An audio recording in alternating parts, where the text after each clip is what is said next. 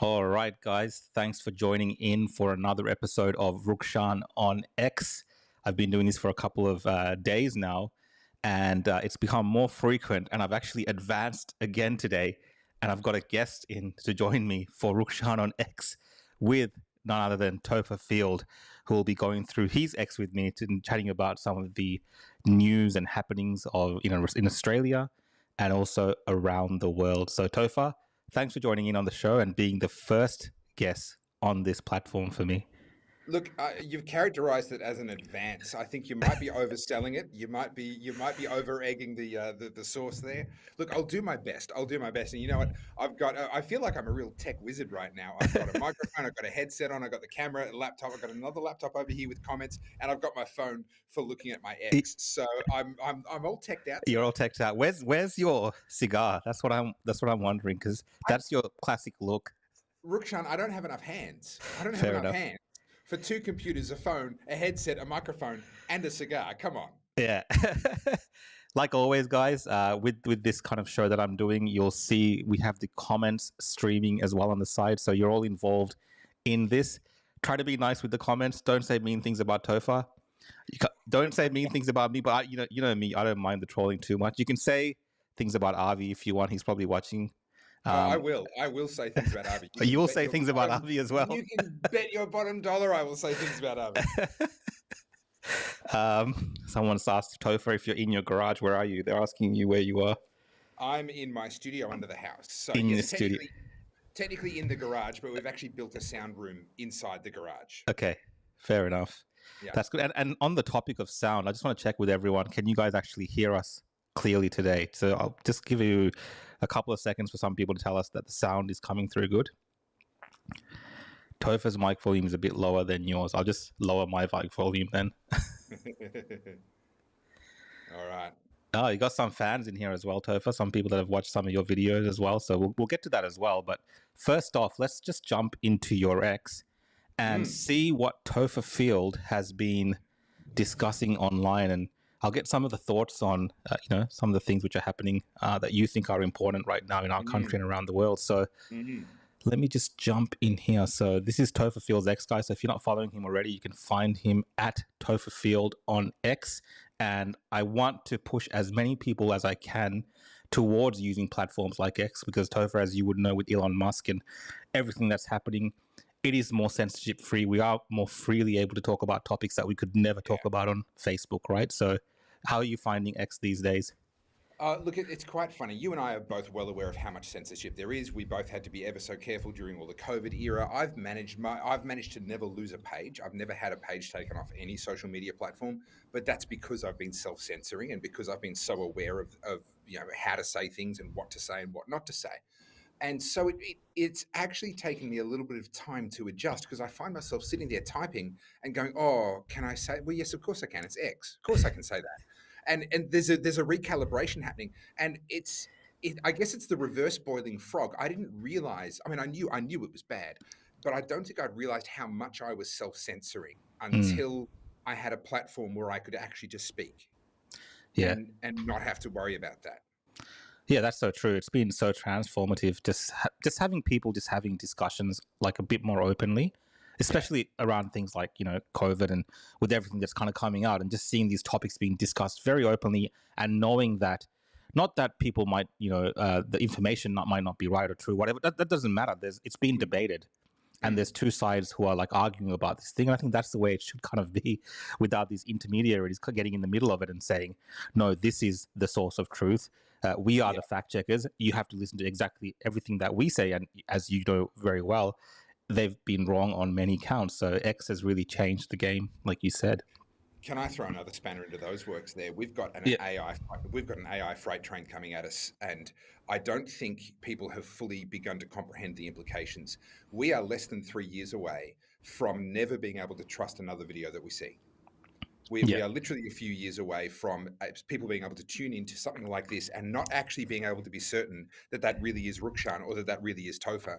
And it'll be able to be done in real time. You could be on a Zoom call with somebody and it's actually an AI chatbot that's writing the responses and voicing the responses and animating the face all in real time in a completely photorealistic way. We are just a few years away from that. And what's going to happen, I think, we're going to see the world kind of split in two. There is going to be the part of the world that dives headlong into this fakery. The Mm. perfection that will be offered by AI will be just completely irresistible to some people, and they will dive headlong into that, and they'll lose themselves in the process. But there will be a counter revolution. There will be a counterculture. And I'm not going to guess as to whether they'll be the majority or the minority, whatever. I don't care. They will exist. There will be a counter to that culture that says, I just want what's real, even if it's ugly, Allah, right? Even if I think they're wrong, even if I think they're arrogant or I think they smell, I don't actually care anymore. I just want the thing that's real. Yeah. And what you and I have to get really, really, I guess, really preach and scream from the rooftops is a debate is better than a perfect monologue. Yeah. An imperfect argument where someone must be wrong. Maybe both sides are wrong in some cases, but at least someone's wrong. There's an imperfect argument going on is better than I guess fake perfection, which is what AI and what government are trying to offer through the fact checkers and everything else. Yeah, definitely. I mean, AI, there is a kind of a comfort in AI right now for many people who go to it as the auto, like, when you need to type up a resume or something, you're like, okay, I'm going to go to AI. You need to type up a letter, you're going to go to AI. And it's becoming way too comfortable. And it's this like whole thing with convenience. Like humans are like creatures that love convenience. So as soon as they make something very simple and easy to do, we go down that path. And it's, the path of least resistance, whatever, for humans. So it is very possible that things like AI will be used by governments and these kind of, the same authorities that we've had trouble with to actually, put people into this sense of safety about everything else around them. Like, oh, the AI said like it's safe. It'll be that kind of thing. I think that's what you're trying to allude to. So Rukshan, if you really want to go deep on this, normally I reserve this for like the second hour of a podcast when I'm in the second half of a bottle of whiskey. But let me go really, really, really, really scary on this. There is a scenario, and this is not a prediction. This is an observation of what's possible. There is a scenario in which exactly what you just described happens, and governments use AI as the external authority. Instead of like COVID, they said, oh, well, the experts are telling us X, Y, and Z. They'll say, well, the AI is telling us X, Y, and Z. And there is a version, there is a lens that you can look at that through in which you could see AI as the Antichrist. You could see AI as that omniscient, all-powerful, miraculous being to which all the nations of the earth bow down. And if you don't get the mark, whatever that form that takes, then you can't do business. Well, shutting someone out of online transactions is pretty much shutting them out of doing business these days. You could see a scenario, if you read through the book of Revelation, you can see a scenario in which AI itself, I'm not afraid of. AI is just a technology. It's just agnostic. But the weaponization of AI and the turning of AI into an idol that actually becomes, in a way, a form of Antichrist. And look, I'm sorry, I've gone way too deep for the first 15 minutes of a podcast. You have gone pretty deep. I'm actually questioning now my own interactions with AI.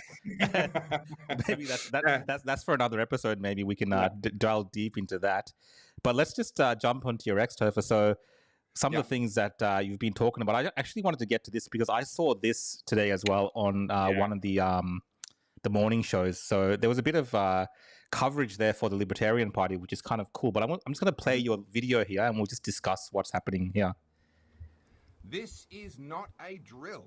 You remember a few weeks ago, I put up a video talking about how petrol would be below $1 a litre if it weren't for the fuel excise and for the GST. Well, now it's happening in real life. This is not clickbait. This is not a drill. This is real. If you can get to the APCO petrol station in Cranbourne West in Melbourne between 10 a.m. and 11 a.m. today, the 18th of December, then you will get a tank full of petrol for just 99 cents per litre because the Libertarian Party are going to cover the excise and the GST for you. And as you sit there waiting your turn, because no doubt there's going to be a lot of people trying to get that 99-cent petrol, or perhaps as you sit there frustrated thinking, man, that would have been nice, but I can't get there in that amount of time, have a think about the fact that 99-cent petrol is actually just your future on libertarianism. Less taxes, less regulation, more freedom, higher standard of living, and a better place to live. So that took place today, and I think this is the picture from that. So how did that go? How was the public reception of that? Do you know anything about how that worked out, and what's the concept behind this? Okay. Well, what's hilarious? People are going to say I'm lying, but I did not know that the Libertarian Party were doing this until this morning. When I released my video a few weeks ago, which was actually at a different APCO, so APCO are a really great petrol station brand. They tend to have the cheapest petrol. If you've got a local APCO, I really do recommend you check them out at the very least.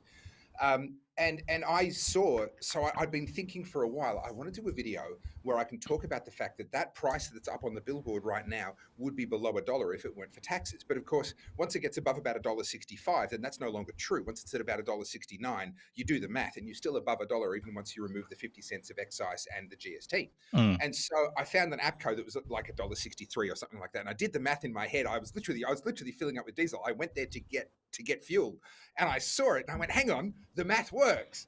and people pick me up for saying math. They want me to say maths. I'm going to say math. They criticized my marbles video for using the word math of all things. Trolls, I tell you can't keep everyone happy. So I did the video and I put it up there. And Jordan Ditloff, who's the Senate candidate for Victoria for the Libertarian Party, he and I talk fairly often. I emceed one of his campaign events recently. And he told me today, because we were talking once I found out about their stunt, he said, I saw your video go up and this is Jordan Ditloff on the screen now. I saw your video go up and I really wanted to tell you what we had planned, but I couldn't tell you. It was embargoed. I wasn't allowed to yet. So I didn't know about this until this morning, but I saw the Libertarian Party announce it. I thought, brilliant. This is exactly the kind of thing the Libertarians need to be doing. This is this is aggressive. This is getting people where they're at, which is cost of living right now. And it's an attention-grabbing stunt. And look at the mainstream media coverage that they've gotten out of that. So I think this is, from a strategic point of view, I think this is brilliant. From a messaging point of view, I think this is spot on. This is exactly the stuff the Libertarians should be talking about. And I'm just really, really encouraged to see the Libertarian Party. And full disclosure, I'm a former member. I'm a former candidate for them. And whilst I'm no longer a member or a candidate, I fully support their policies. I am a Libertarian. So full disclosure, there is a relationship there. But I'm just super excited to see that they're getting aggressive, they're getting punchy, and they're beginning to get cut through. Well, yeah, I mean, definitely for a smaller, minor party like that to get this kind of coverage leading up to an election, I guess, next year. And then we're having all these cost of living crisis debates that we always have in the community. And of course, the cost of fuel is a major thing in that. But I thought, for a long time, a lot of people have actually given up on ever thinking that the price of fuel would be what it used to be for one, for many different reasons, of course. And then also, of course, people have just kind of resigned to the fact that it might even just keep going up. So this, I know it seems, I've seen some comments, people saying it's like a political gimmick to get attention, and yes, it might be. Yeah, it is. It is. Yeah, but is there a possibility of this ever, even let's say not the Libertarians, but even one of the other political parties actually going through with something like this? Is it ever possible? Look, or before the advent of Doge in the US, I would have said definitely not, but everything has changed. All bets are off now since the November election, Trump winning, and then him actually following through with Doge, the Department of Government Efficiency. If you're on X, you know what I'm talking about. You can't be on X and have missed all of that stuff being talked about. What's really interesting, so let me put my libertarian sort of wonk policy guy hat on for a second. What we're not going to have is this instant transition to a perfectly privatized world. Roads are going to be maintained by governments for the foreseeable future, probably for the rest of my lifetime. And for as long as that's true, you have to fund that somehow. So the question is, how do we fund road maintenance? And a lot of people are actually objecting to the idea of cutting the road excise because they're saying, oh, well, our roads are already terrible. We don't want them to get even worse. What are you going to do if the funding's cut? Well, here's the truth. Fuel excise is no longer earmarked for road maintenance. It goes into general revenue, and the amount of money spent on our roads is only a fraction of what is actually collected out of the fuel excise. But also, even from a user pays point of view, and I'm sorry, I'm getting wonkish in policy here, but ideally, if the government is going to fund something, you want it to fund it as similarly to how the private sector would have done it as possible. That's going to be the thing that leads to the most efficiency, to the least negative externalities. Sorry, getting down a rabbit hole here. But that's okay. The point being, you ideally want the person that uses it to pay for it. That's your ideal scenario. And the further you deviate from that, the more the market gets distorted and inefficiency kicks in. So ideally, we want road users to pay for the roads. That's what we want. We don't want the grandmother who walks and rides a bicycle and doesn't have a car to be paying for the road maintenance necessarily. And so a tax on fuel is one way to do that. But even that's actually quite poor, because older cars tend to use more fuel, which means you're hitting poor people that drive older cars harder than you're hitting richer people who drive newer, more efficient cars. Yeah. Take for example, a tradie who has to drive a diesel 4-wheel drive with a bunch of tools long distances to work every day versus a guy who drives his Tesla to and from the office that it's 5 minutes up the road because he can afford to live in Toorak. That's, the trade is getting hit with an enormous amount of fuel excise. So a better way, if we're going to move towards a user pay system, would be some kind of a distance-based charge, taking into account the mass of the vehicle that gets applied at the annual registration. Something like that. And I'm getting into the weeds here. But the fuel excise is obsolete. It doesn't achieve what it's supposed to achieve. And if we're just going to stuff the money into general revenue, then I think there is no defense for having it or having it as high as what it is. No, fair enough, man. That kind of makes sense to me. So in terms of the success of today, I believe 238 customers managed to get that deal, which is kind of cool. And the cost saved was about $5,800 overall. So, whether it's a gimmick or not, I think, there's been a bit of success in terms of getting the message out of the Libertarian Party to the wider Australian public. So, and it's going to be an interesting election anyway for some of these minor parties. So, is Jordan running in a state election or federal?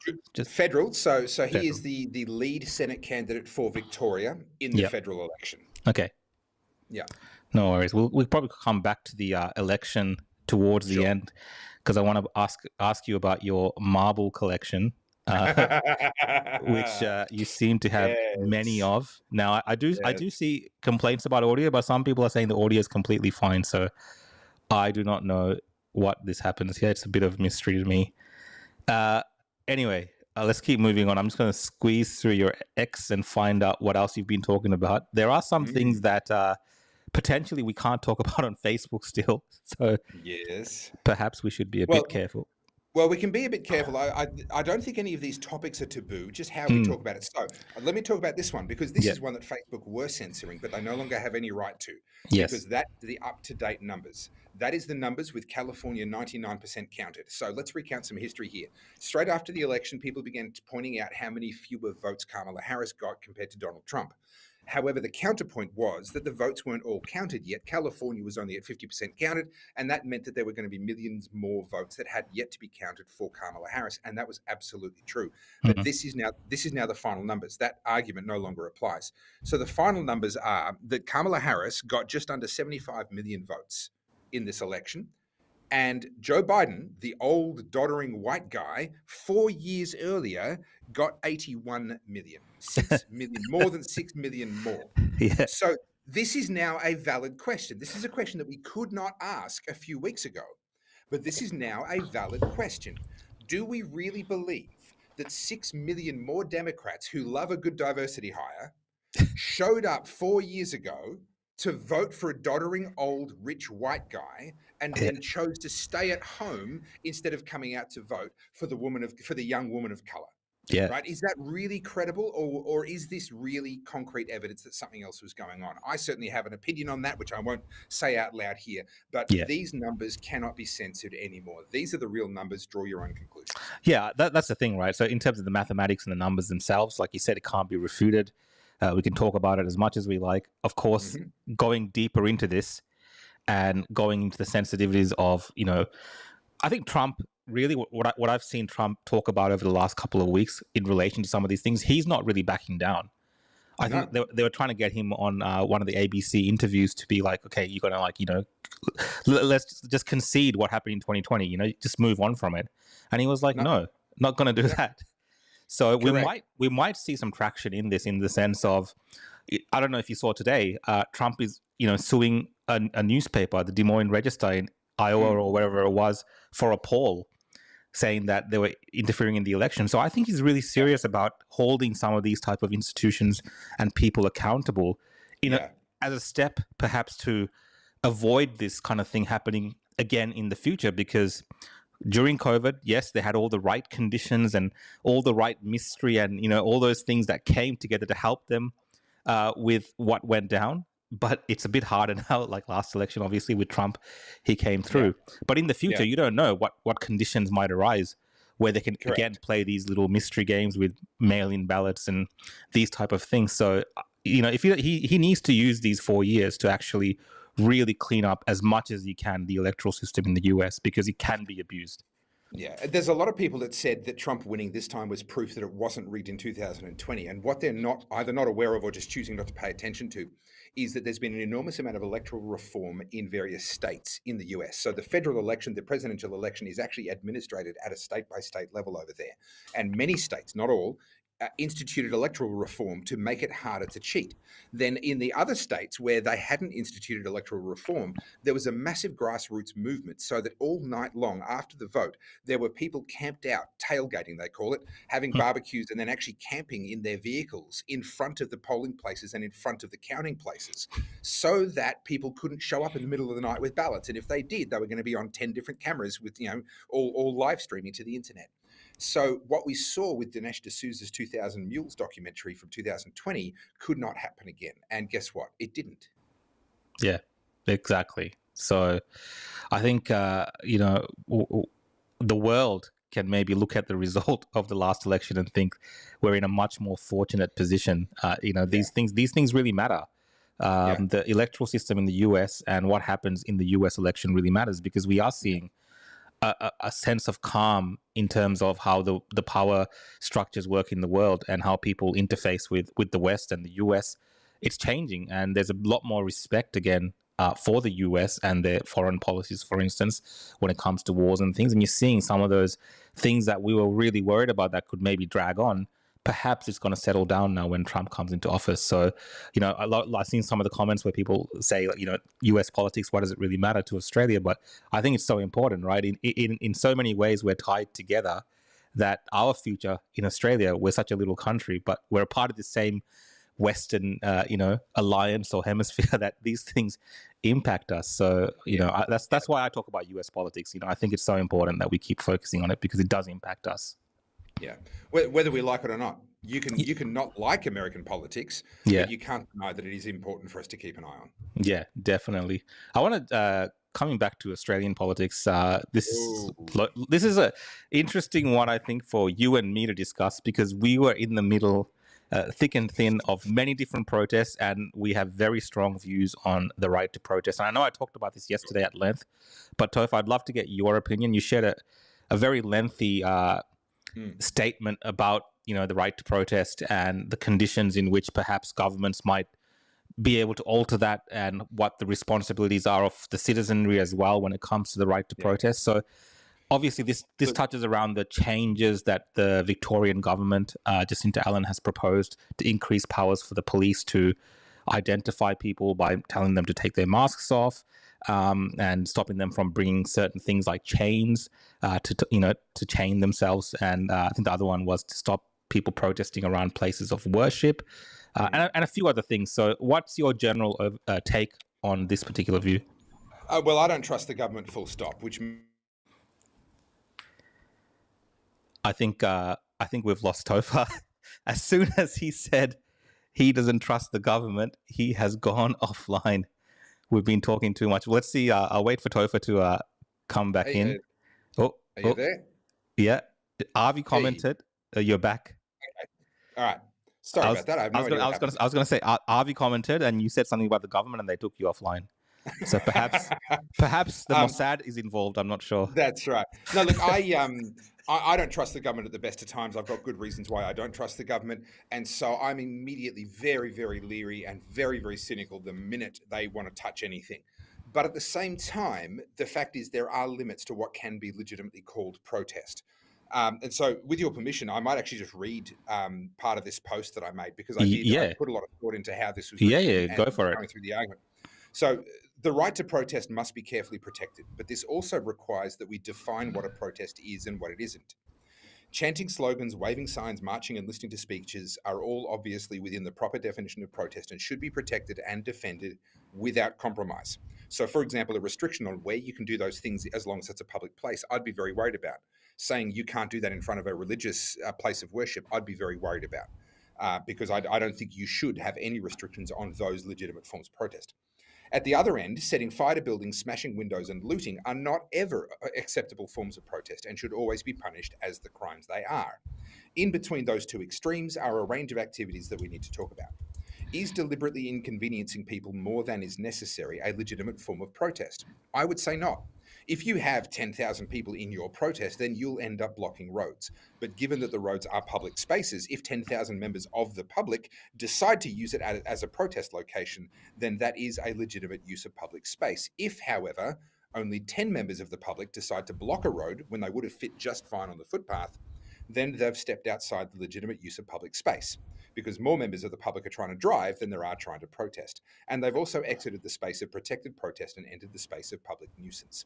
Ditto gluing yourself to roads or hanging from overhead power lines and the like. This is not an act of raising awareness. This is an act of disruption for the purpose of causing inconvenience to other members of the public.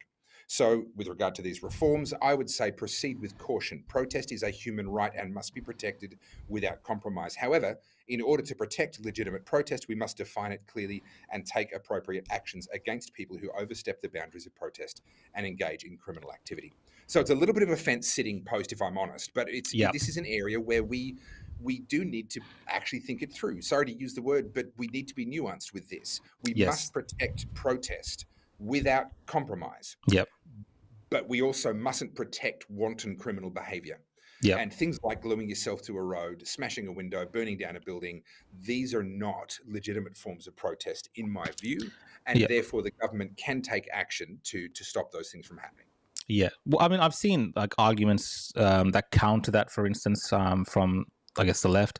They were sharing a post of a statue of, I can't remember her name, but a woman holding chains, and the impact that she had at a woman that time, tying herself to something while they were fighting for women's rights. So you can make the argument that sometimes the public, you're wearing a great t-shirt that says good people break bad laws. So there might be a time for people to, chain themselves to things to protest against something very bad. And like you said, it might be a case where there's hundreds of thousands of people on the street protesting because something very drastic has happened or something really bad is happening. But the nuisance protesters, I think, the 10 the warriors for the climate or whatever, what Extinction Rebellion, the 10 of them that will, chain themselves in the middle of the road to a car and glue themselves and just stop traffic and inconvenience the whole city.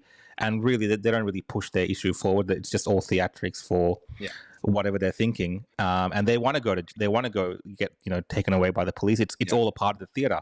So I think there's a case there that laws need to address that, but it's a very fine balancing act because we do have to be ever so careful. I mean, we saw, and I was personally a victim of this, the weaponization of things like incitement laws in Victoria. I was on the receiving end of 2 criminal incitement charges that they dropped 2.5 years later because they knew they were never going to win. It was just to waste my money and waste my time. But this was a law. Incitement charges were a law that was brought in because we needed to ensure that we could hold terrorists accountable and organized crime accountable and this really big problem. And then, of course, once they have the law on the books, they repurpose it and they use it for whatever they jolly well please. And this is the danger with anti-protest type laws. We have to deal with those real rat bags out there. And then once they've got the law on the books, they can start to scope creep and they can start to apply it in ways that they said they never would. So I'm really cautious, really, really cautious with this sort of stuff. I would rather have to tolerate protests that are out of order and are over the line of what I would consider to be legitimate protest. I would rather have to tolerate that than live in a world where legitimate protest was being squashed. There was a former policeman or some type of police individual on 3AW this morning, and they were saying, well, why didn't you seem to just introduce a permit system for protest like they have in the New South Wales? Do you think a permit system can address some of these issues, or do you think a permit system is actually worse? We've already gone too far with this. The idea that you need the government's permission in order to protest against the government is absurdity. This is a really, really dangerous. That's a slippery slope. Every form of confiscation starts with registration. The minute you have to register something, you are giving them the resources they need to take it off you. If you have to register your protest, you are giving them the opportunity to start to say no. No. We should never be asking for permission for a protest. Yeah. So, I mean, then perhaps the fact that Jacinta Allen didn't go down this route, because it feels like it would be an easy route for them to go down, saying that New South Wales does it. It might have not as been as controversial as this, even in terms of the public discourse. But I have the same concern when it comes to permit systems. Like you said, the moment you got to ask permission, that's just like during COVID, like all the protests that people were doing, they could have just said, well, you don't have a permit. And that would have been the de facto reason to shut it all down.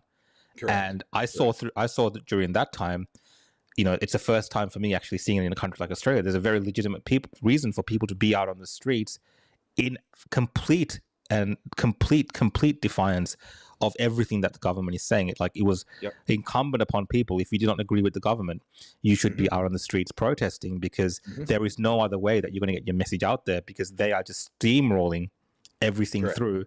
The media is telling you, the politicians are telling you, all the press conferences they're holding are telling you that you are doing the right thing by staying home, when in fact... Social media was censored. We couldn't even talk to each other freely online. So where else do we go? We go to the streets. Exactly. So definitely when I consider what's happening right now with these protests, and I do find a lot of the protests that I'm seeing right now, there is very kind of, shady is not the word, but, there is this kind of anti-Semitic type comments. I see that a lot. And there is this kind of freedom that people are having in terms of how they disparage other communities very openly.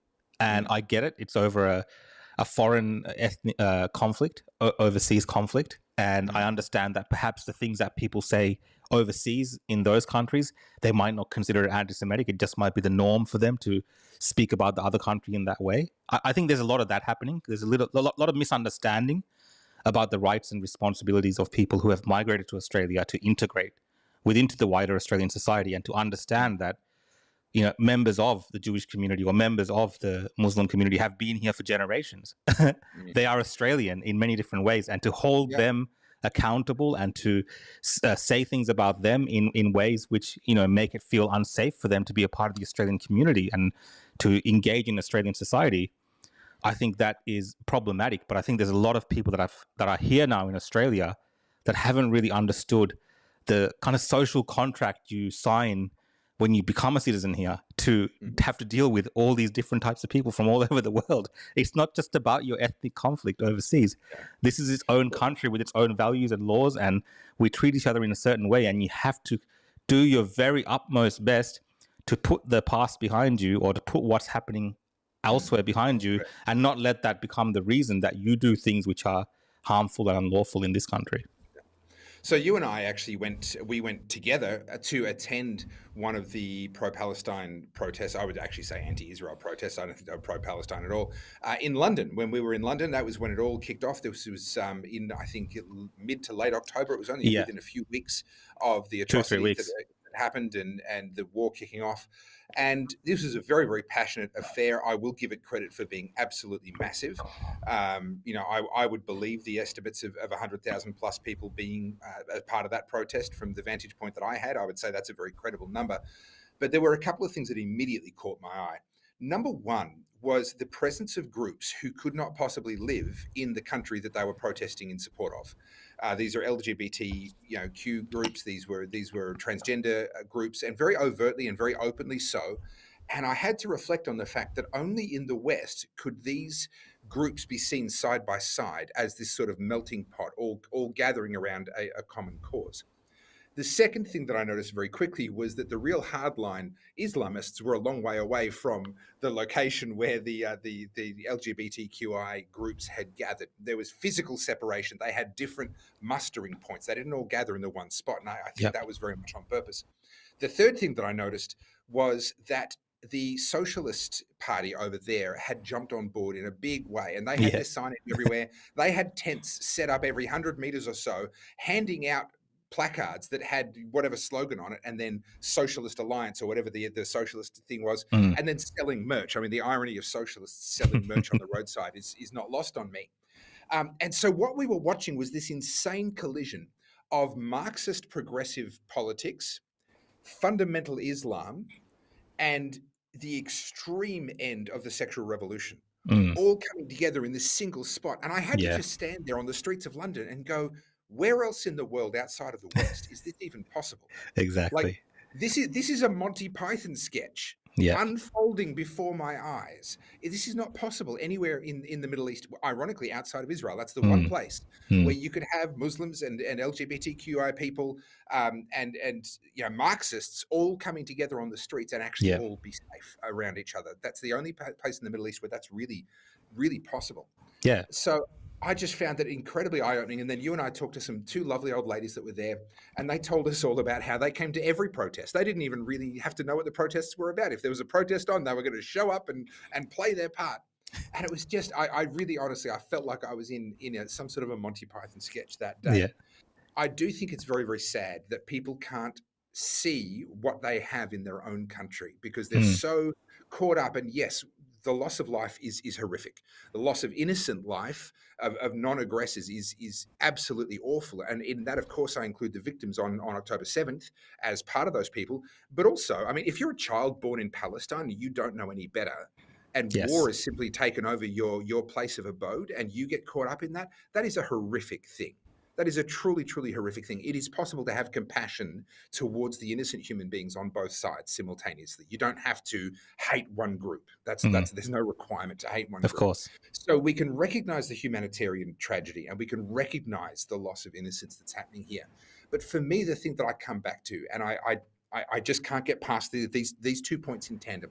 Number one, in Israel, there are Palestinians and Muslims who live in complete safety. The same thing cannot be true. It cannot be said of any Israelis that might want to move into the West Bank or into Palestine or anything Mm. like that. The Well, second thing is, even the rest of the Arab world, to be completely yeah, honest.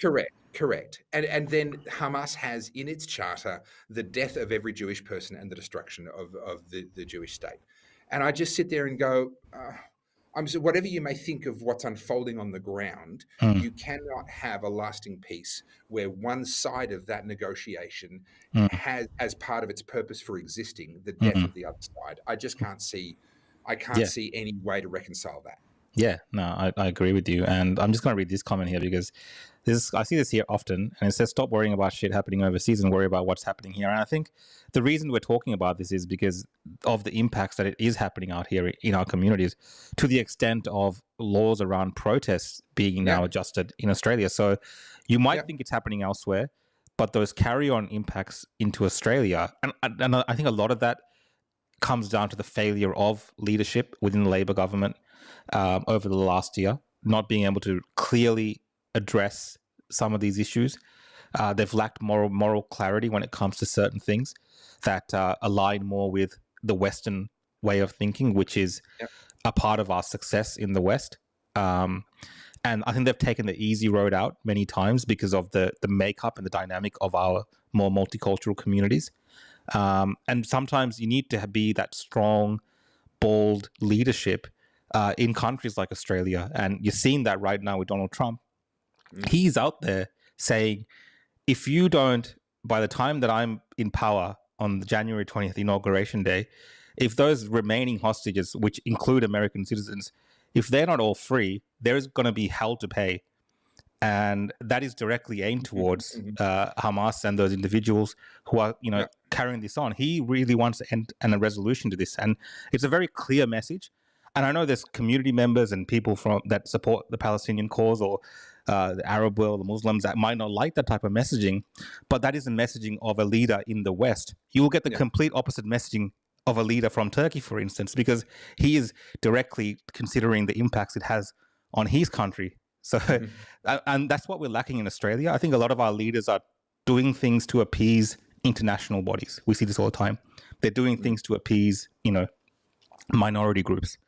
And it doesn't really connect with what's best for the country as a whole. And now we're finding ourselves losing our civil liberties in the sense of these protest laws being enacted. And that impacts all of us.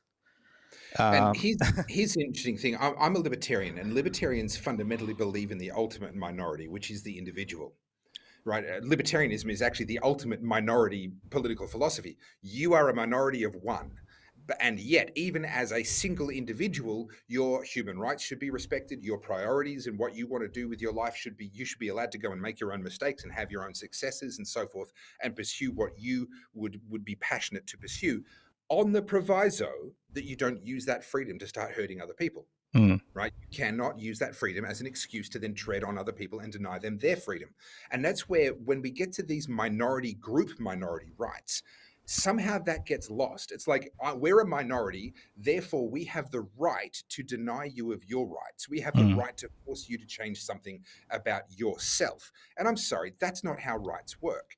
Rights protect you against the intrusion of others. They don't entitle you to tread on other people. And yet somehow when we get to these minority group rights, we have this mindset that, oh, they're a minority, so they're allowed to tread on others. Yeah. Can I touch on Jacinta Allen for a moment and her decision to continue not having an Australia Day parade in Melbourne?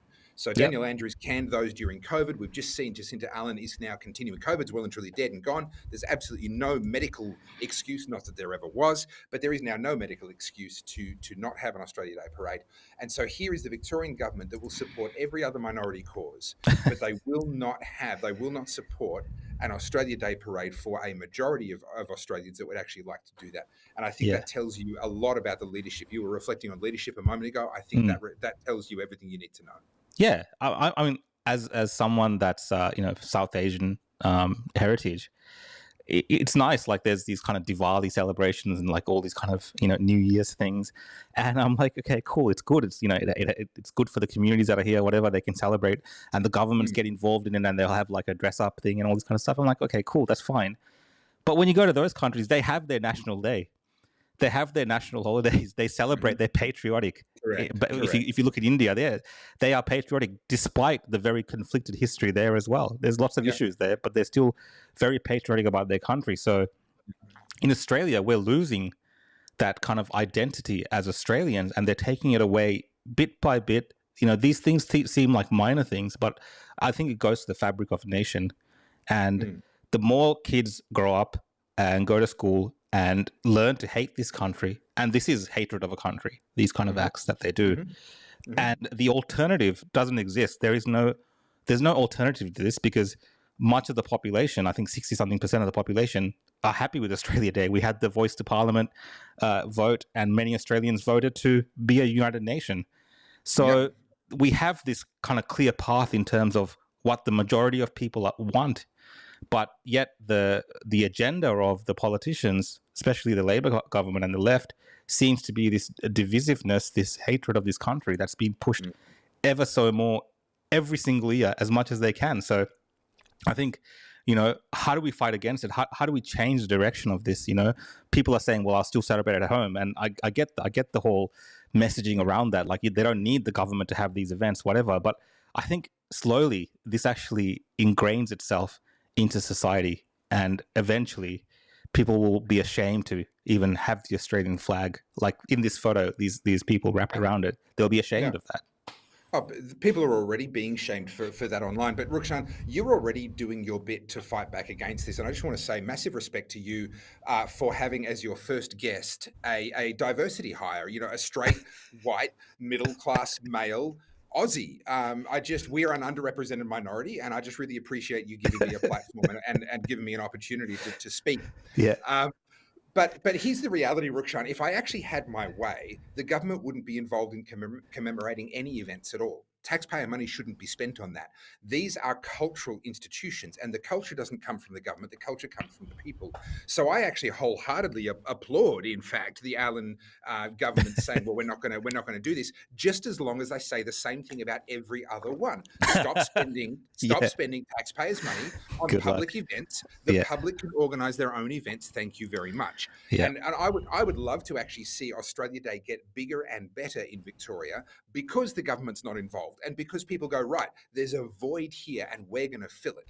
That would be my ultimate outcome here. And to actually set an example, number one, the political class, you're out of touch. You think we don't want Australia Day. You're completely wrong. You don't know the people that you claim to be representing.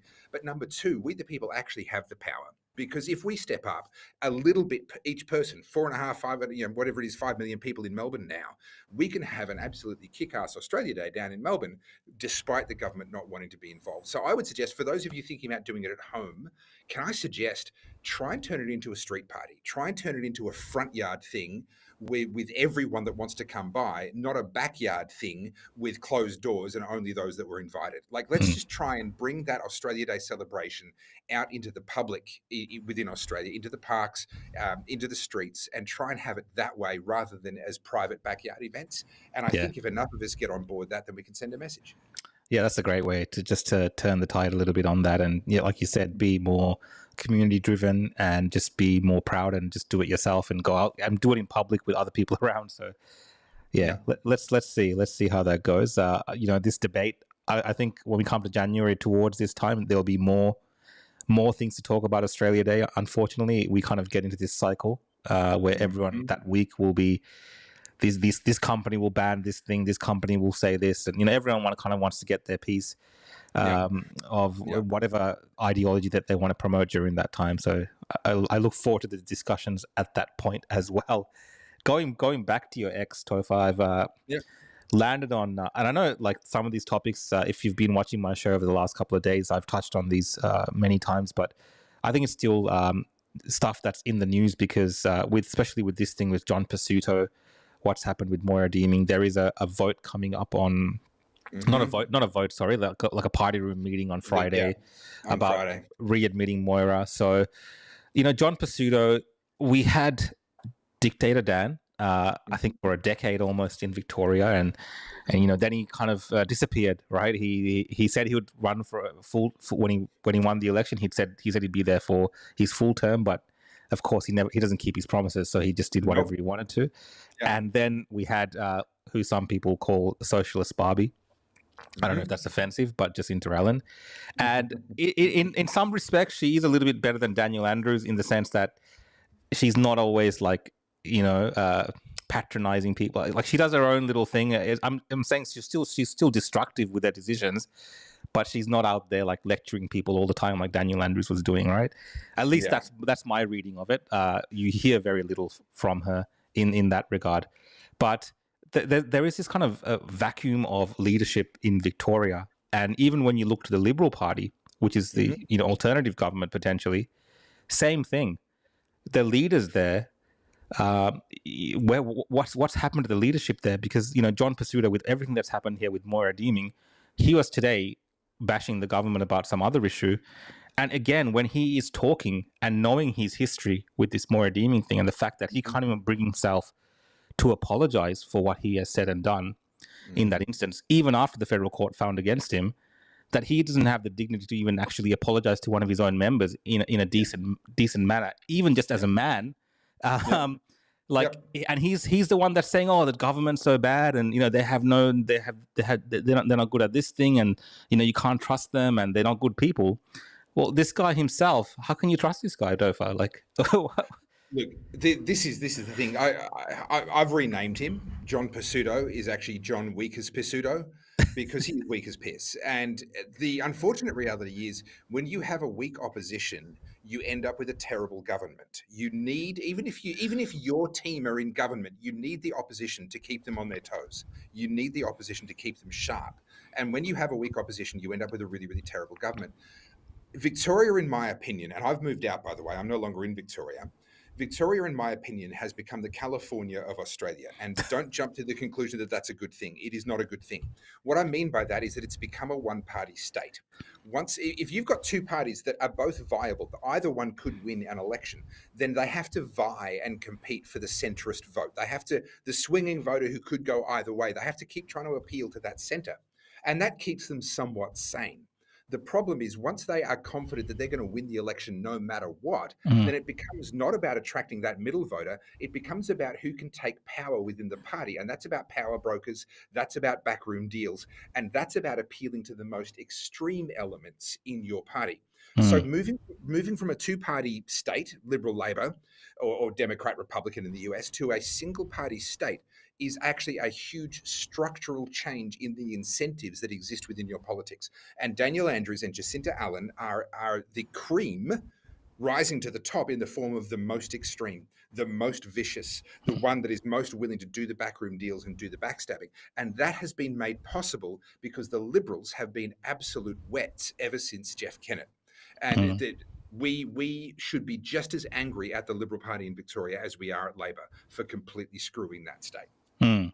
Well, I mean, you mentioned Jeff Kennett, but he's kind of involved in this as well. He's got his hands on this as one of these kind of backroom power brokers, and I think they just stuffed the whole thing up in terms when it comes to more redeeming. Like the way that it all went down, they played Daniel Andrews' game. They played like you said, the game of appeasing. The far left, for instance, along these issues where it was very simple to actually just end it and have an amicable solution to this without it ever getting to where it's gotten to. And I think, the Liberal Party, if they really truly want to, feel like they represent perhaps, people like myself and other Victorians who are looking at this thinking just what a disaster this state is and we need leadership, I think they need to kind of turn on their leader, stab him in the back, or just very openly get rid of him and have a flush out, have a clean out. Moira Deemings just posted something just now. I just saw this. I'm not sure exactly what it is, but I'm just going to quickly read it because I think it's in relation to what's happening on Friday. So let's just have a read of this. To clarify, I have defended myself, my children, and the innocent Let Women Speak organisers and attendees against a defamatory campaign to expel me from the Liberal Parliamentary Party for almost 2 years. Throughout it all, I tried to conduct myself with grace and dignity and continue to defend the Liberal Party, our values, and my place in the party room. I have always believed that our party can and should stand firm together and fight with conviction for our economics and political principles, not to win government, but to serve in government. Nothing has changed. So I think she's putting forward her position that she would like to very much be in the fold of the Liberal Party, but this is the Liberal Party that she wants to see, and this is what she believes in, and this is kind of what we're talking about right now that we need from these leaders. That's right. The Liberal Party is not what it was when Menzies founded it. If you read the We Believe statement by Robert Menzies, it sounds fantastic. You go, yeah, that's amazing. I'd love, the Liberal Party must be fantastic. Well, they would be if they'd actually held to those values. And here's the psychology that has led to John Pesutto and really a whole string of Liberal Party leaders being as bad as they are. There is a belief that there is no viable party to their right. And I use the term loosely. I'm not a fan of the left-right false sort of binary, but anyway, it's what we use. It's a shorthand. So in the same way that whether we have the Greens to the left of Labor have to be careful not to move too far to the right because otherwise they leave too much room for the Greens to soak up more voters.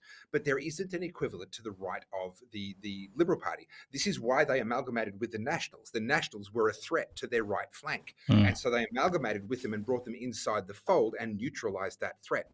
And so what happens as a result is the Liberal Party can keep on going further and further left. And this is what we've seen. They're not chasing the centre, they're chasing the left-wing votes because they assume that everyone to the right of them has to vote for them because there's no one else out there. And that's true until someone like a Moira Deeming comes along and actually shines a spotlight on them and says, are you living up to your values? Are you living up to the We Believe statement? And suddenly shows just how far to the left people like John Pesutto have gone. And that's why Moira Deeming had to be eliminated. That's why John Pesutto didn't do the smart thing and say, hey, those idiots weren't invited to that protest, so that's a non-issue. Shut up. Yeah. That's what he should have done, right? Of course. But he didn't because it was actually in his interest to take the opportunity to try and destroy Moira Deeming because the most dangerous thing to a left liberal is someone who actually stands on principles. So Moira Deeming is an existential threat to the current power structures inside the Liberal Party. I hope that the backbenchers of the Liberal Party have the numbers to get Moira reinstated, and I hope that is immediately followed by a leadership spill, and I hope that Moira finds herself in the cabinet. People are saying she should be premier. It's too soon for that. She needs to go through another couple of electoral cycles, really learn the ropes, but I would love to see her in a cabinet position very, very soon. On the inside of the government to learn those skills because I'd love to see her as a future Premier of Victoria. Yeah, definitely. I think this whole thing, this kind of trial by fire that she's been put through and kind of been introduced to the public through this as well. And I think it's really, it would, of course, build someone's character. And I think, like you said, Moira Deeming is still very new into the system, but eventually I think she will grow from this, get stronger and stronger, and potentially, yes, be a bit more of a conservative style leadership candidate for the Liberal Party. And, we might definitely need that one day in Victoria with the way everything's going. More people might wake up to the crazy socialist style politics of the Labour Party and the Greens here. So we can only hope. Yeah, definitely hope the best for Moira Deeming to be in there and continuing her fight. So, Toph, I'm just going to switch over to X as it is now on my X, Yep. and Yep. we'll just quickly have a squeeze through and see if anything pops out over the next 10 minutes and just have a chat about that. Sure. Then we'll probably just get to some of the comments and see if there's anything we should reply to. And again, guys, thank you for watching and joining in the comments as well. And I know there's a few trolls in here. I don't have moderators. The trolls, eventually they'll get bored, or they'll just, of course, be helping the algorithm in terms of getting it out there. So the more they comment and say nonsense, it actually helps. I've never understood this idea of don't feed the trolls. Yeah. I'm like, no, shove their mouth full of hamburgers, for crying out loud. Keep those people around. They're good. They're good. Exactly. Now I'll get a comment here from Carl. She's watching. Our friend Carl nice. J Soda. Hey, so Carl. she's written, the frustration I have is there is such an established group thinking both parties that the outliers like Deeming are demonstrably wrong for simply not getting in line. It's a hive mind on both sides of the political aisle. We need to have more debate. And she said a few more things, but it didn't show up. But that's the thing. Like, I think people don't understand that in the major parties, at least, their main focus seems to be winning elections, and they'll say and do things based on winning elections. It's not really about conviction politics. It's not even like what you see in the US with Trump. He's all about conviction and the things he believes in. And even if people don't agree with him on the border, all these kind of things, he will say it as it is. But I think in Australia, at least, you'll see when it comes to election times, even if Dutton is talking the talk now, if the polls look a certain way and they need to get those numbers in a certain direction or certain people to vote for them, they will change their messaging. So they won't always stick to the things that they truly believe in. And it's sad, but it might be a reflection of our political system and the way the votes work. The tragedy is that you get the government you deserve, and that doesn't say good things about the Australian people. If we're getting the government we deserve, then we need to improve ourselves and then hope that the government improves. But that's it. What you just said there is exactly what Moira Deeming said. She's not about just winning government. She's about serving in government. And so therefore, the values and the principles and what it is that you stand for remain important, whether you're in government or whether you're not. Whereas people like, Scott Morrison, I think was a classic for this. He was an empty suit who wanted the job, and when he got there, he had no idea what to do with it. He was like a dog that finally caught the postman, caught the back tire of the bike, and he's like, now what do I do with this damn thing? I got the thing I always wanted. Now what do? I don't know what to do. But what we're seeing around the world, for better and for worse, is the return of conviction politics. Trump is a great example. Javier Milei in Argentina is another great example. Conviction politics. Definitely. Pierre Polivieri in Canada. I'm loving what I'm seeing up there. There's some fantastic stuff happening. Yeah. And I asked the question the other day on all my socials. I said, who is Australia's Donald Trump? Do we have one? Is there such a thing? That bulletproof, just by their own pig-headedness, bulletproof conviction person who can rally a movement and create a movement around themselves. And the truth is, I don't think we have one. And I don't know where that leaves us. And do we not have one because we don't have one? Or do we not have one because we're actually not ready for one? And anytime one starts to emerge, we cut them off at the knees, tall poppy syndrome or whatever it may be. I haven't figured that one out yet. But whatever the cause, we don't have that conviction politician. And I'm not sure that we would reward them if they appeared. Yeah, and look, I think it's not purely just about conviction politician when it comes to the way the Australian system works. The thing with Trump is he has, to lack of a better way of saying this, FU money. He does not care. He does not care about what they put him through. He can fund himself. He doesn't need the handouts of the Republican Party. And he did that. He did all of this literally by himself this time around because they were not willing to give him any type of support, really. They're all sucking up to him now. You see it. They're all kissing the ring now. They're all turning up they're all turning up at Mar-a-Lago to kiss the ring of Trump. Lining up. Because he's completely demolished he's changed the entire layout of the Republican Party for generations, maybe. It's like a dynasty almost that he's created there. And hopefully it continues on with the MAGA movement growing in Trump's fashion as after he's gone. But you need that kind of person. And I think, unfortunately, the system, the political parties, it just doesn't really work out that way. We do have people like, for instance, a Pauline Hanson, who's very opinionated, speaks their mind. And there's a few other people like that in Parliament as well.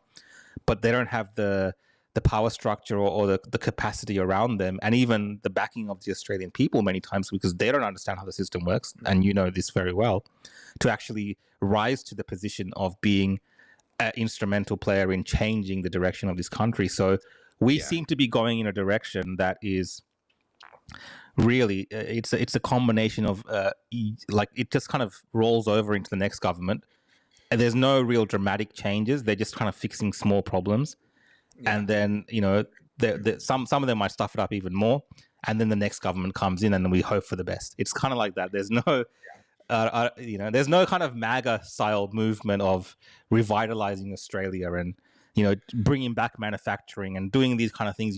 They say these statements, but it's not really like in that same manner. But the wild card now is, what is the knock-on effect going to be of Doge happening in America? Are the Australian people going to say in enough numbers, hey, we want that over here as well?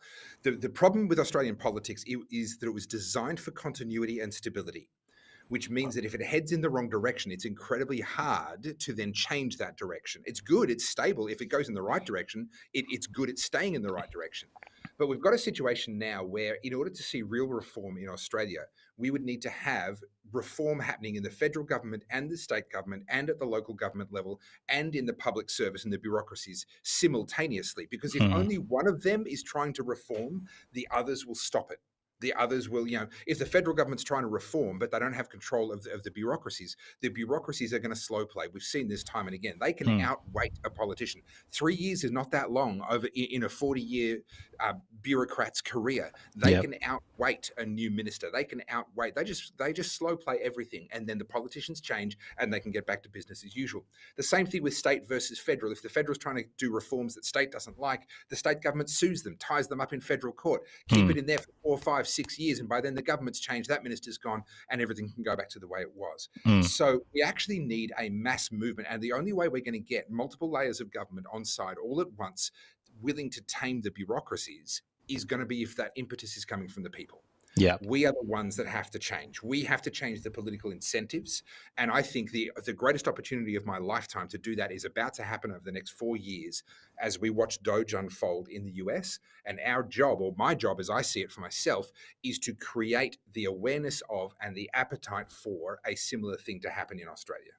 Well, yeah, let's see. I think we'll see the start of that at least next year during the election time.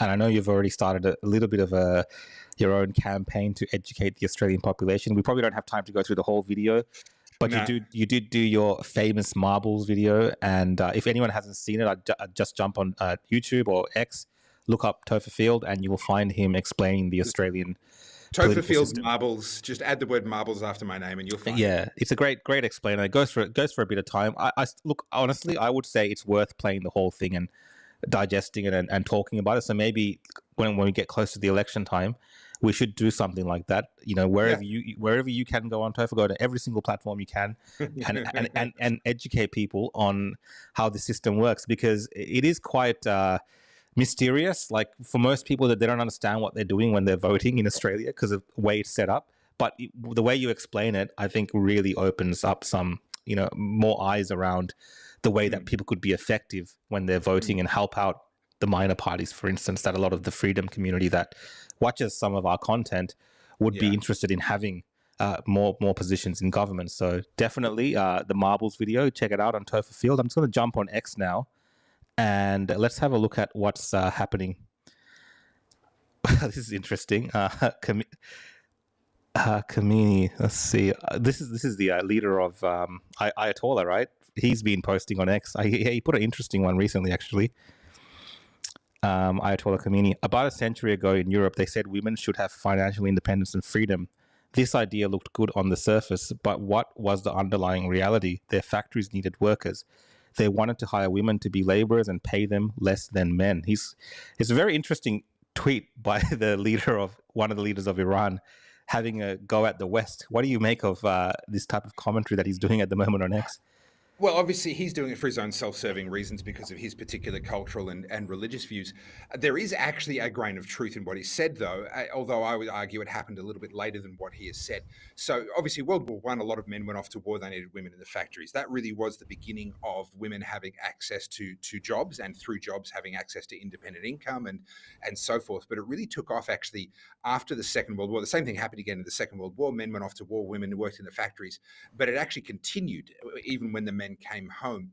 And what we now know, actually, due to memoirs from former FBI directors that have written books after they'd retired and various declassified documents, the FBI actively worked to support women's rights movements in the US during the 50s and 60s and the sexual revolution in order to increase the number of women in the workforce, in order to grow the GDP number, because the government wanted the GDP number to look like it was growing and to make the economy look like it was really healthy.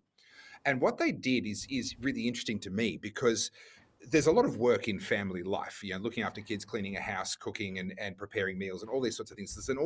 I was raised by a full-time mum. There were 7 siblings. I'm one of 7. Boy, she worked full-time, but she didn't show up in the GDP figures. But if you can get a woman to go out and work and outsource everything, so now she's buying food that's already been made. We're buying pizza instead of her cooking a home cooked meal.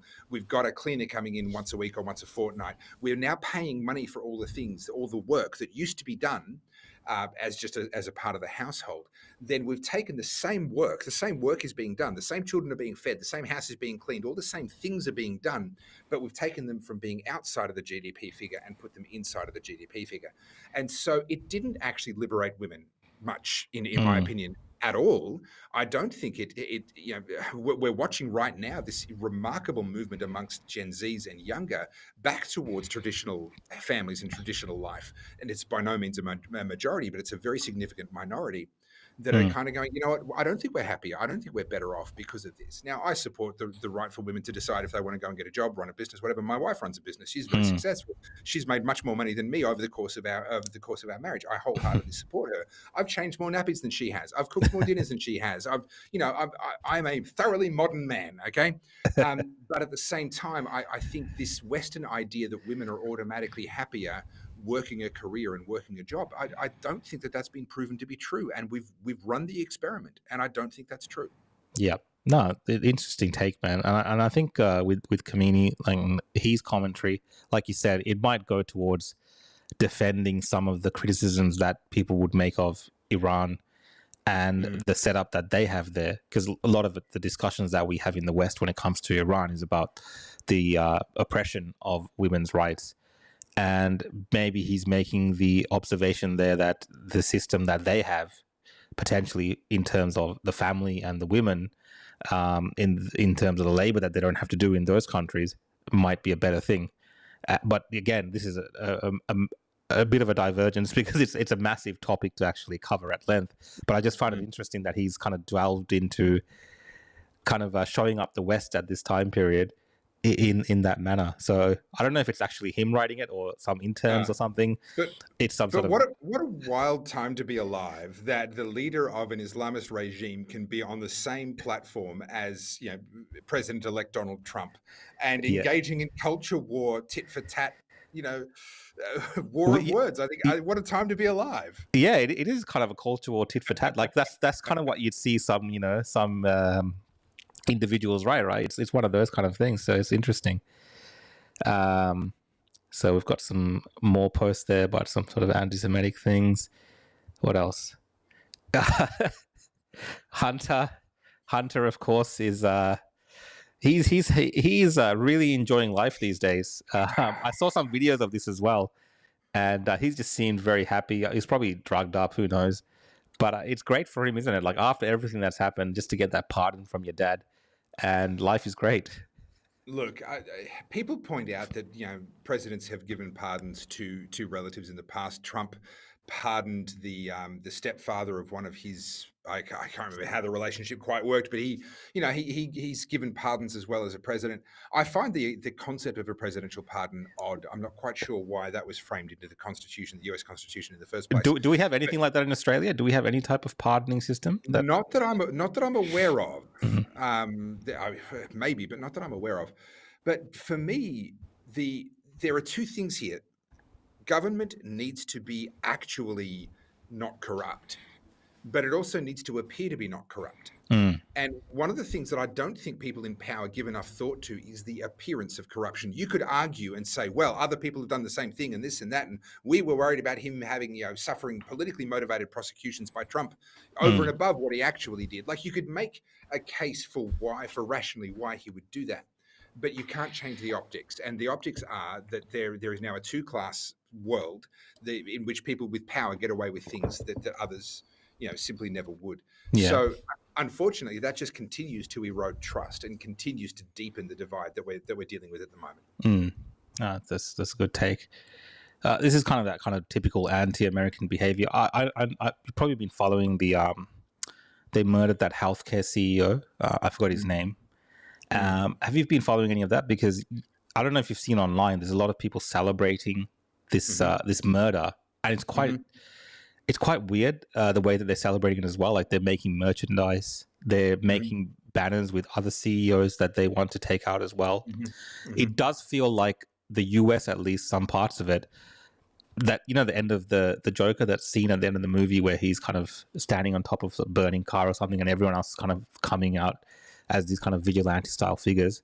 It feels like there's that kind of movement has grown, unchecked over the last couple of years, and they're ready to kind of unleash over the next 4 years, potentially, depending on what happens. Like a George Floyd type situation, these kind of wild protests. We might see a lot of these kind of, left-wing style justice against institutions and people that they don't like, and they celebrate it. How did that come about?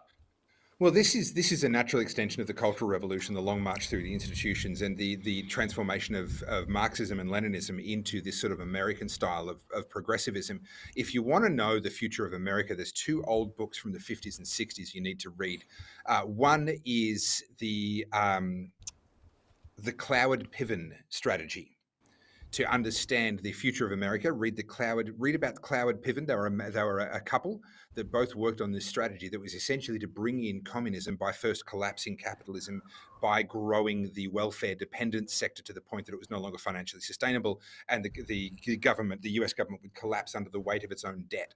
And if you have a look at the US government right now, it's extremely close to collapsing under the weight of its own debt. We are one crisis away from people losing all confidence at the Cloward-Piven strategy actually coming to pass.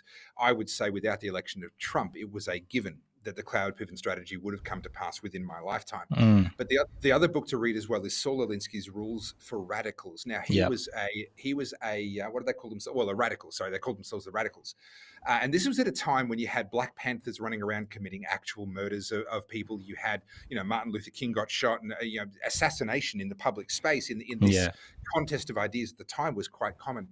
And so there was a real drive amongst the progressives, amongst the radicals, to basically murder their way to a perfect society, which makes sense given that they were born out of Stalinism, born out of Marxism and Leninism.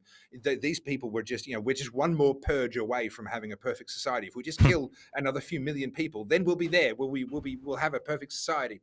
And they really adopted that and brought that to America. And so what we're seeing is not actually anything new. It is a return of this basically blood in the streets idea or method of making the world a better place. If we just kill the bad people, the world will be better. And they genuinely believe that to be true, and they genuinely believe themselves to be qualified to decide who lives and who dies.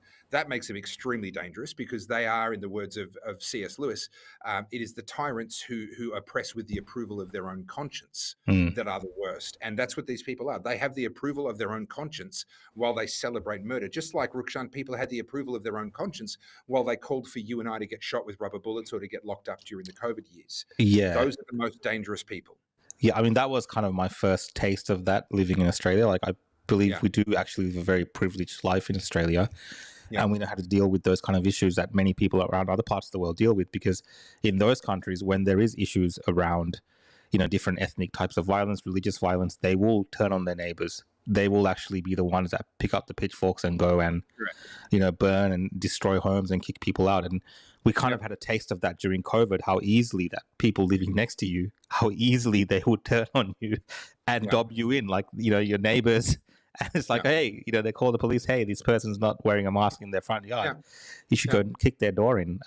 We are always at the edge, right, of kind of that tipping point, like you said, of going towards a society where people are celebrating murder because it's a CEO of a healthcare company. And yes, there's issues within the American healthcare system, and this is not the forum to discuss that. But does that mean murder is okay? And it seems like, at least in the US, some political persuasions completely believe that. And I think you gave a great summary of why that's happened over time. So I'll continue on with one more story.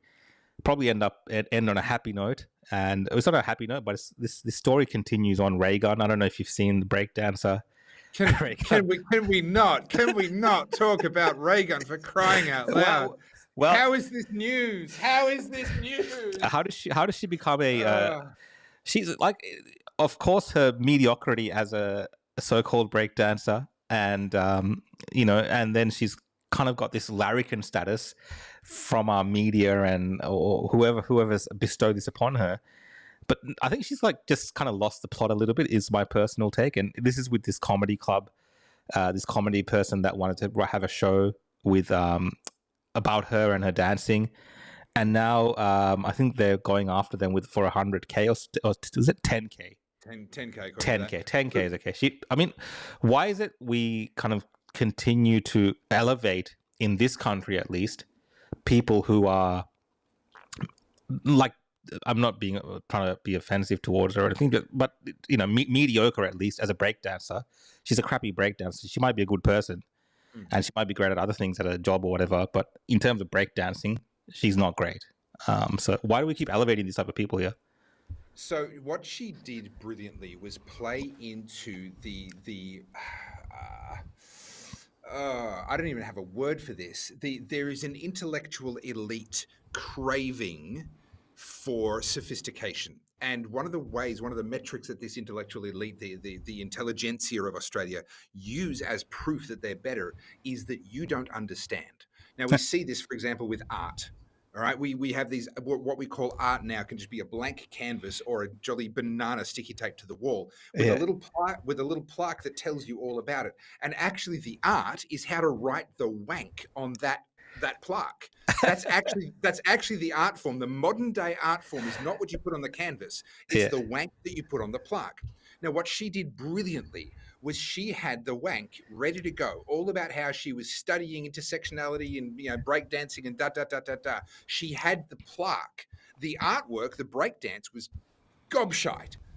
But she had the plaque ready to go, and she played into this intellectual elite. And so she immediately finds herself with the support of a whole bunch of journalists out there and a whole bunch of artsy, arty-farty kind of elitist people, because they resonate with that. They're like, oh, I have another opportunity to show how superior I am, because all the masses, the ignorant people, they're all outraged, but I know better. I can see the sophistication of this wonderful demonstration of whatever, wank. Yeah. That's what she did beautifully. And you have to respect that. The grift is absolutely phenomenal. And on that note, Topher, I think we'll check on some of the comments. I like this one. Reagan has tried to copyright her kangaroo dance, and I believe she has actually trademarked that move and that picture, because they were saying, the lawyers were saying, or she was saying that the lawyers were doing that because other people might try to use that image of her in that particular stance. And of course, this all goes back to the fact that, this is some form of, weird cultural appropriation of kangaroos first, and perhaps even the Aboriginal population in Australia that mimic some of those in their traditional dances. So yeah, that's I always find this pretty funny when I hear Raygun and the kangaroo. It's astonishing that she's gotten so much airtime. I mean, I can understand the mainstream media talking about it. They've got nothing better to do. But Rukshan, for her to be given airtime on your show, I mean, this is prestigious. This is $1 million a minute airtime you're giving away for free. I'm doing it for fun, to be completely honest, just to kind of, because we've been talking about so many serious things. So a few episodes now, I've talked about Raygun at the end, because there is a bit of entertainment value in terms of discussing how this all came about. There's so many comments coming through, guys. Look, we're going to be on for maybe another 10 minutes. So if there's any questions that you have that for Topher or myself, please chuck it in the comments. We're actually watching and reading the comments now, so I'll bring it up. But otherwise, Topher, how did you like the X show format. It's interesting, isn't it? It's a bit of fun, spontaneous. Look, it's a bit of fun. It actually makes me a little bit mindful of Brett Cooper on the Daily Wire, where she's got her show, The Comments Section. Now, she's specifically literally looking at comments and what people are saying. But in a sense, you're doing the same thing. I mean, X is a public crowdsourced news platform, and you can choose who you follow, etc. But the algorithm ultimately will promote the stuff that the people are resonating with and interacting with and connecting with. So, look, I think X is one of the most fascinating platforms we have in the world, not only because of the free speech angle that they've taken, where they actually allow you to say things, but the instantaneousness of it. If you think you've felt an earthquake and you want to know if other people are thinking the same thing, you don't go to the ABC website to see if someone's written an article about an earthquake yet. You go to X to see who else is jumping on X going, did anyone else feel that? Am I losing my mind? Right? It is so fast and completely democratized that I think it is genuinely the most exciting piece of real estate in the world right now is X. Yeah. And it's actually only getting better. So there's a lot of technical improvements that are happening on X in a manner where you can Did you not get the memo that Elon Musk has ruined it by firing 75% of the staff? You haven't heard? No, Twitter. I mean X. Sorry, it's dead. They're all going to Blue Streak or Blue Hair or whatever that other one is. The one where the pedophiles hang out. Yes, exactly. That's where that's where everyone's going. Blue Sky. Get the memo. Yeah. And no, I'm not going anywhere near Blue Sky because that whatever I see posted from Blue Sky on X is a very shady, and they're all against censorship. But on that, you reminded me of the staff thing at X, and this is a post I saw the other day. So on the left you have Twitter, the Twitter staff, and on the right you have the X staff now. So the main team that's running Twitter. So there is a bit of some obvious things there that we can perhaps comment on that we won't comment on, but there's a bit more diversity, I think, at X now, whereas perhaps at Twitter there wasn't diversity. There seems to be a lot more people that fit the mold of our, what's her name? The E-Karen. Yes, exactly. Former Twitter looks like a bit more of E-Karen's genealogy. And the new X looks like they've just got the best person for the job. And look, it's a lot of these kind of young kids as well who are doing this. It's pretty amazing to see. Very smart people. Rukshan, I hope you're not assuming anyone's gender as you talk about that picture on the left. You're, there's. I'm trying to be very very careful. A lot of they thems. I'm sure there's a lot of they thems in That's there. True. So stop jumping to conclusions, Rukshan. That's true. Well, I got a question here for you, Topher. Are you going to be running in 2025? Some people want to know your political aspirations. Definitely not. So when the Libertarian Party asked me to run for them, Liberal Democratic Party, last election, I said no. They asked me again. I said no. They asked me a third time. I said no. And then they came back to me a fourth time and I finally said yes. And I should have stuck with my first answer because I can do more good as a commentator than I can as a candidate. And I don't aspire to be a politician. I don't. I commentate on this stuff because these assholes won't leave me alone. I just want to be left alone. And if they're not going to leave me alone, then I'm going to talk about the stupid stuff that they're doing. That's literally why I do it. I want nothing more than to have nothing to do with politics for the rest of my life. Yeah. But unfortunately, they won't leave me alone. So I'm going to talk about them. One more question from the audience. So, Topher, what's your prediction for the climate wars? And I think this is going to be a bit of a debate when it comes to election time, especially around nuclear. Yeah. And I'm seeing stuff like, Indonesia is investing in building up their nuclear plants and kind of, going in that direction. But we seem to be so lost and, arguing about this, and decades go on and we're still kind of at the same point. Do you think this is going to be a major point, this election? My prediction is that the debate will be over by the 2028 election. Okay. Right. Whatever happens now is actually kind of irrelevant. This debate will be over in 3.5 years' time. And it will be over because Donald Trump will have we've just spent 4 years absolutely eviscerating anyone and anything to do with net zero targets and all the rest of it. Yeah. He's absolutely going to drill, baby, drill. Our petrol prices are going up because of the Christmas rort. They always put the prices up during Christmas. But come the inauguration on January 20, mark my words, come February, March, April, you are going to see new historic lows of petrol prices, even in Australia, because America is almost immediately going to go back to being energy independent. Yeah. And that's going to put pressure on downward pressure on global prices, and the oil producing economic cartel, which normally restricts supply in order to elevate prices, won't be able to do that because all they'll be doing in the process is making more opportunity for American oil. So they will keep pumping. So we're going to see a dramatic drop in petrol prices. We're going to see an increase in overall CO2 emissions because as energy prices drop, manufacturing is going to come back into America. And when I say manufacturing, I mean energy intensive industry. That includes AI, that includes server farms and tech industry as well. They're going to start using more energy in America because it's going to get cheaper in America, and therefore there's going to be an increase in CO2 emissions there. When America's CO2 emissions are climbing, India's are going through the roof. China's are increasing by an entire Australia every year. Yeah.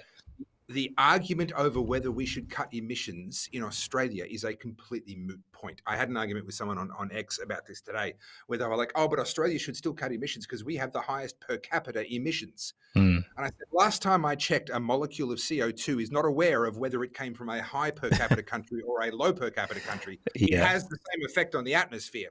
And so when China is growing by the size of Australia every year, the fact that they're still relatively low per capita isn't relevant. What's relevant is that Australia disappearing off the map would have a barely measurable difference, even assuming that the IPCC is correct and the whole anthropogenic global warming thing is correct. Yeah. So my prediction, I have no idea what's going to happen in between now and 2028 with with the climate debate and with the energy debate. But my prediction is by 2028, it will be over, and sanity and common sense will have won. Yeah. On a common sense, this comment here that EV vehicles, Elon is not our friend. I think there's a bit of criticism about Elon from some people on the right saying that he's someone that's, for climate, all this kind of climate change stuff. And, he's an electric car maker and so on. But I think Elon has been quite balanced in the way that he's approached all of this. And he's not someone that's, at least from what I know, has said that, there has to be you snap your fingers and everyone's going to be driving an electric car. He doesn't think that way. He thinks very long term. So I've been cynical of Elon for a range of reasons over the years, and the funny thing is, as I've then actually started to pay more attention to him, he's actually directly, not to me personally, obviously I don't have that kind of pull, but he has in public directly addressed my criticism. So one of my criticisms of him is that a lot of the money that he's made has been through government subsidies and incentives and programs to try and get people to buy electric cars. And I'm opposed to any of those sorts of incentives, not just on electric cars, just across the board. Get the government out of it. And so I was cynical of Musk, like, oh, he's a billionaire, but he's made his money off grift, off incentives. And I've seen him now in interviews turn around and passionately argue that those incentives shouldn't exist, and passionately and to say, this is crazy that we're doing this, guys. We shouldn't be doing this. But if it exists, of course I'm going to say yes, because I've got to compete against other companies that are receiving that money. And that's happened on a range of different areas. So Elon, the better I get to understand the way that he thinks, honestly, the more I genuinely like the way that he thinks. I do still think he's afraid of CO2 much more than what he should be. I do still think that electric vehicles are an absolute disaster from an environmental perspective, and that someone as smart as him should know that he's actually doing terrible harm to the environment and to the future, not helping. So there are some things that I still take issue with, but honestly, the world is a better place for having Elon Musk in it, and I'm loving the show. I'm just sitting back and watching. Yeah, and we're kind of seeing Elon becoming this individual like in front of us. Yeah, of course, because he's so intimate on X in terms of sharing his opinions. Sometimes he shares maybe too much information about certain things. He's very like I don't know where he has the time to do some of the posts and stuff that he does. So we're all kind of, and like this Daniel says here, the problem is people have a savior syndrome. Elon, like everyone, is flawed human, and we shouldn't worship pop culture identities. He has become like this pop cultural kind of person that might change the trajectory of a country type individual, and he does have some of that characteristics. Of course, he's trying to build spaceships that'll take us to Mars. So he is someone who is, when you look back in 100 years, Elon Musk will have his name up there. I would suppose like someone like an Albert Einstein, almost, these famous people that we talk about. He's but more as an industrialist. His name will be alongside the likes of Henry Ford and the as an industrialist, and these people. Yeah, exactly. But the difference, I think, is today, even those like Henry Ford, all these people were intimately involved in certain political policies and changed the direction of the country during that time. But I think what people are seeing is in the social media sphere, because Elon is so involved in it, you're getting like this kind of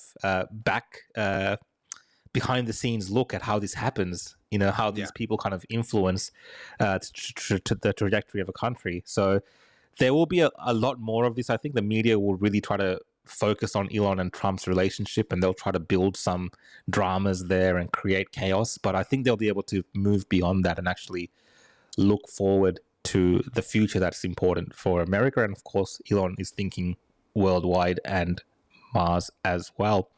But on that note, I think we've been chatting for long enough. Topher, is there anything you want to tell or share with us? Do you have any books? Do you have any websites? What's happening? Okay. Well, look, I mean, if you're giving me a free kick to go and grift and sell my merch, then I will, of course. You are a libertarian. You would not say no.